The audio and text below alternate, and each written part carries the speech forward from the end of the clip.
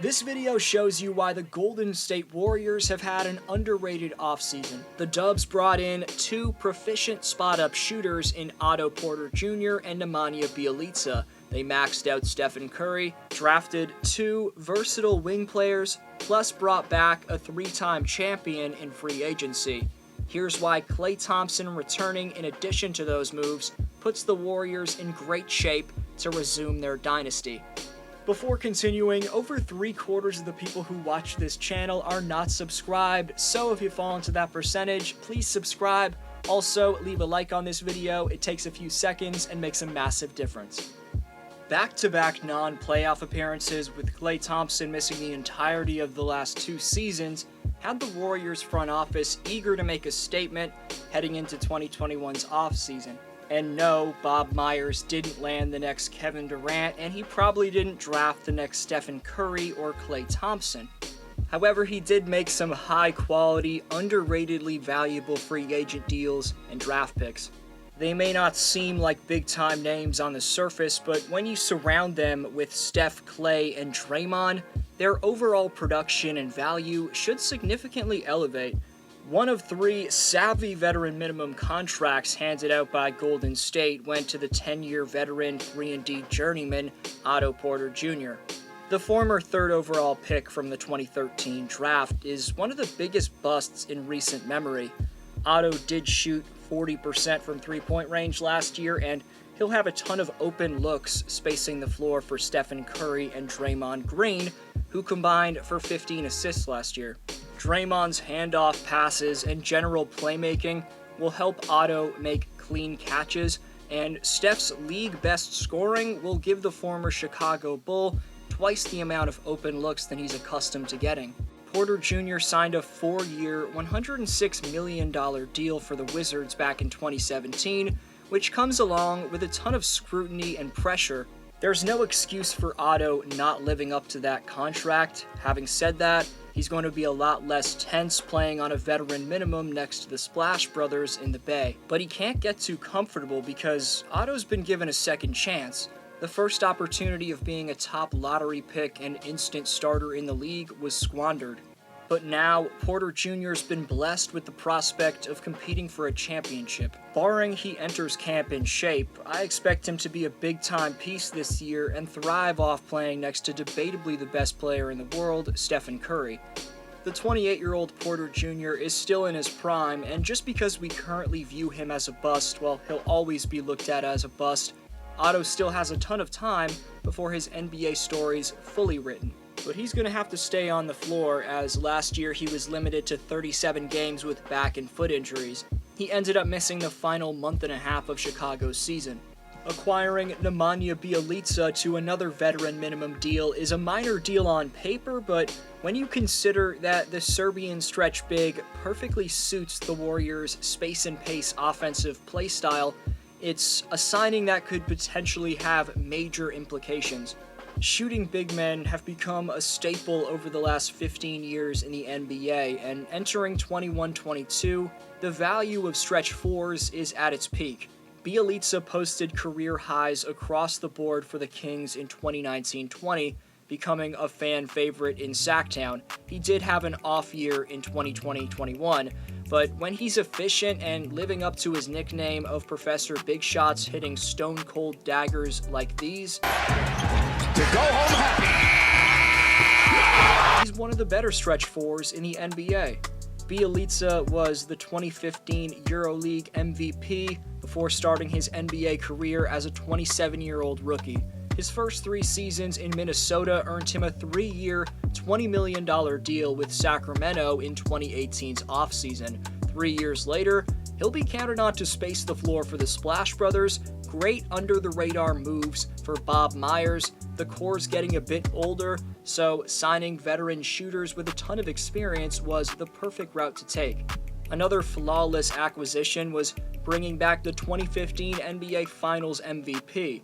Headed back to the Bay on a veteran minimum, Iggy's return signifies the Dubs' all-in approach to unpause their reign of contention. Andre Iguodala's 37 at this point, so it's natural to be skeptical of how much he can contribute. Despite his scoring being low in the 2021 playoffs, Iguodala's defense and efficiency was actually solid in 18 minutes against the Bucks in round 1. Other than 2019, Iguodala performed exceptional in every one of the Warriors' finals appearances. He's shown signs of age recently, but with the Warriors' draft picks at Andre's position, the three-time champ shouldn't have to average more than 20 minutes throughout the season. That'll keep him spry for the playoffs.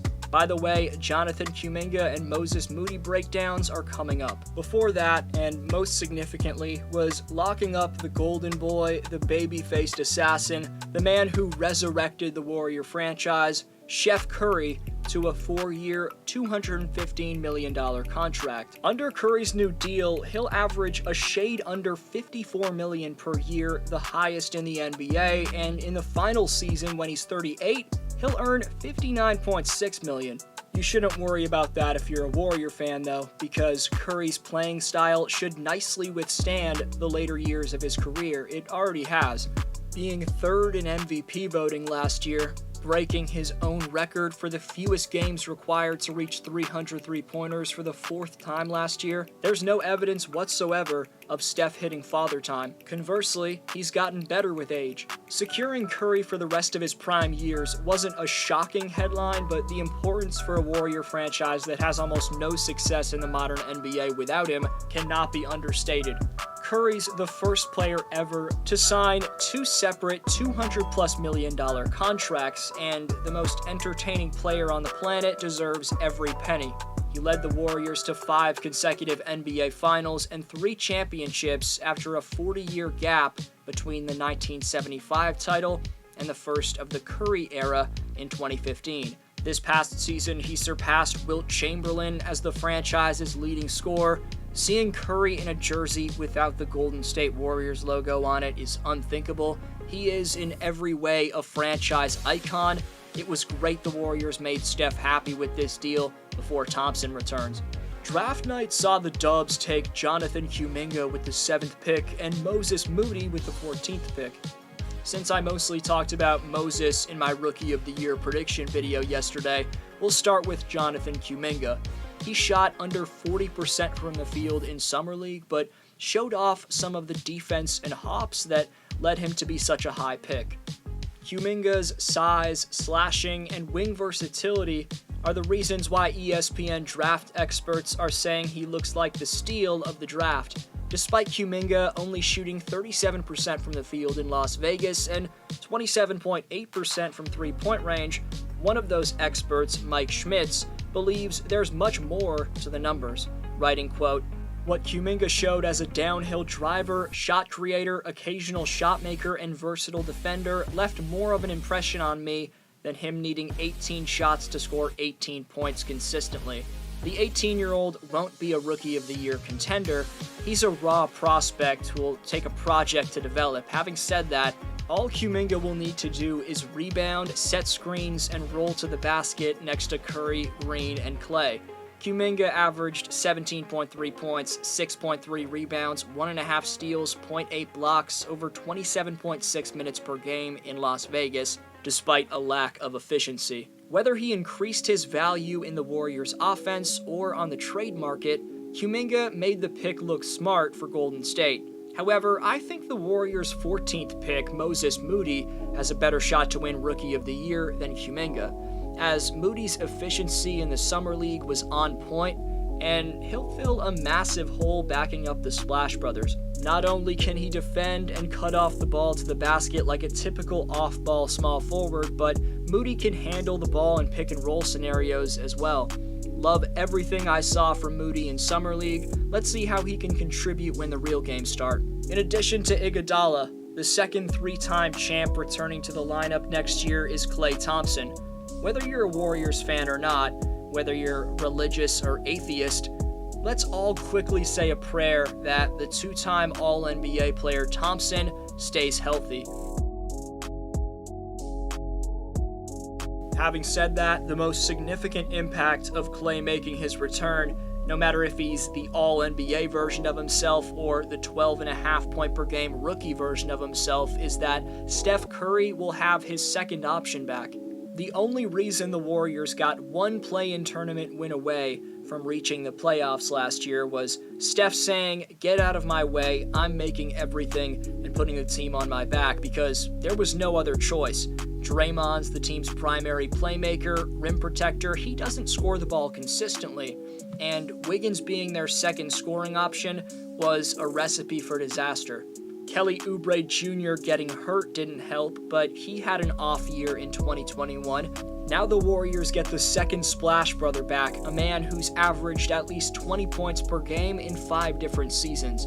2 major surgeries have impacted his eliteness, but if he can be 50%, 70%, potentially even 80% of his former self next year, based off the Warriors' other offseason moves, this team's right next to the Lakers, Suns, Clippers, and Jazz as next year's favorites to come out of the West. That's just my take, though. Are the Warriors contenders with Klay next year, in your opinion? Let me know in the comments. Hope you have a great day. D-Flow signing off.